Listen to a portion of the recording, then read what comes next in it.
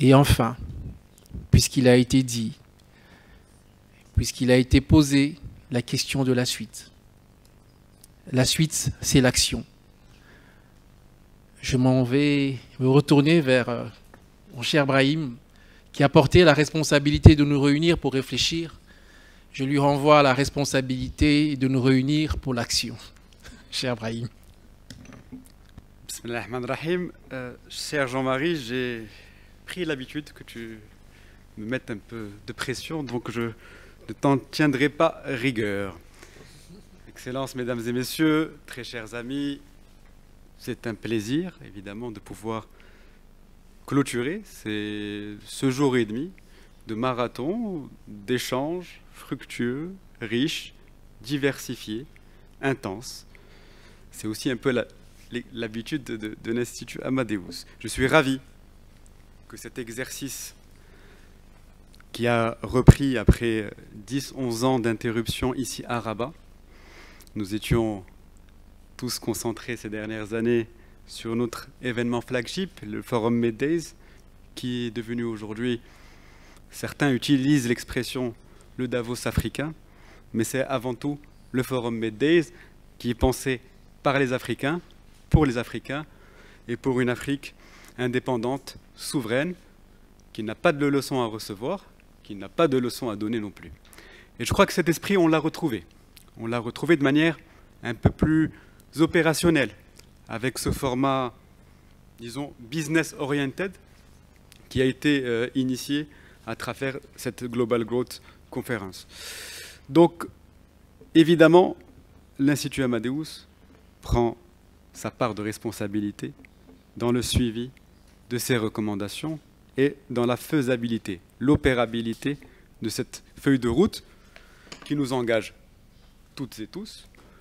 Et nous avons décidé, évidemment, de mettre en avant à la fois l'expertise de notre think tank dans le suivi de recommandations opératoires et opérationnelles telles que nous le faisons depuis 17 ans, mais également en innovant.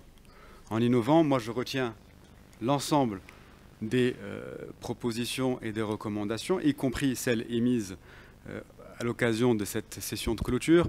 Je retiens évidemment ce mot-clé de Madame Touré, osons. Le but est dans le chemin. Et oser, c'est choisir le bon chemin. Et je crois que, après tout ce que nous avons entendu, il me paraît essentiel, en tant que do-think africain, de créer, comme l'a dit mon frère Moussa Mara, une fédération de think tank africaine qui n'existe pas, puisque chacun, aujourd'hui, lance des initiatives, pas forcément sans concertation, et les propositions existent, les initiatives sont prises, mais il y a très peu de suivi. Évidemment, certains think tanks n'ont pas forcément les moyens de leurs ambitions, donc plus forts nous serons si nous sommes réunis.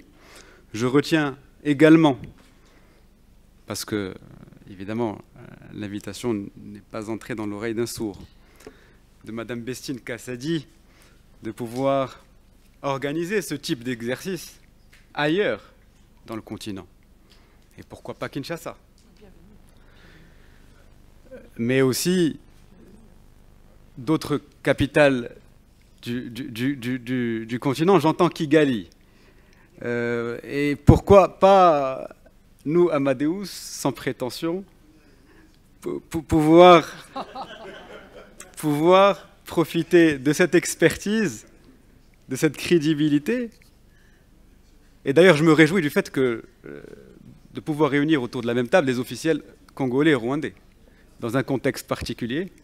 Et ça, c'est la capacité du Royaume du Maroc, à travers cette vision de Sa Majesté, qui est une vision pour une Afrique prospère, souveraine, intégrée, décomplexée, mais surtout, et je l'espère, plus prospère et plus stable.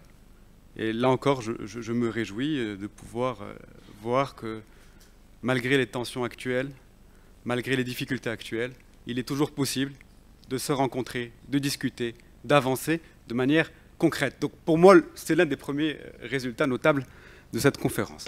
Et je m'en réjouis.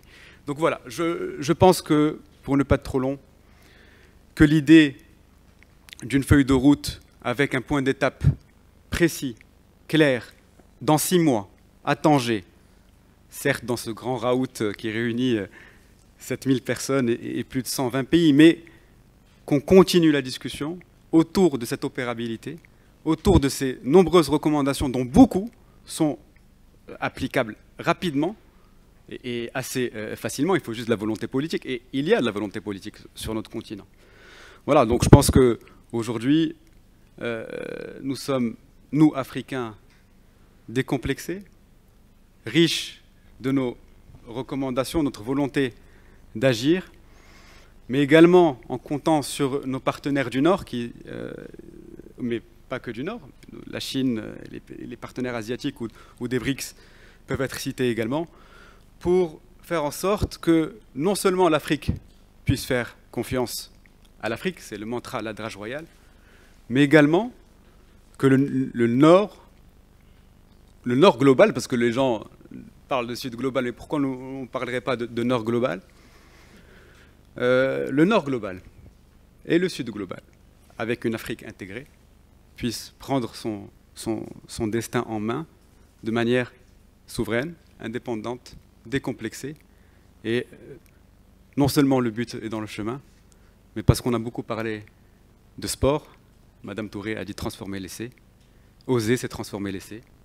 Et j'espère que cette conférence nous donnera à la fois l'élan nécessaire pour transformer l'essai et de faire, parce que Monsieur le vice-premier ministre l'a cité notamment, à travers la Cannes 2025, un rendez-vous réussi et une grande fête de l'afro-optimisme décomplexé et tourné vers l'avenir. Donc, mesdames et messieurs, je tiens d'abord à remercier mon équipe, celle de l'Institut Amadeus, qui, comme d'habitude, ne ménage aucun effort pour faire de nos événements une telle réussite. C'est une fierté d'être à la tête de cette équipe qui est à chaque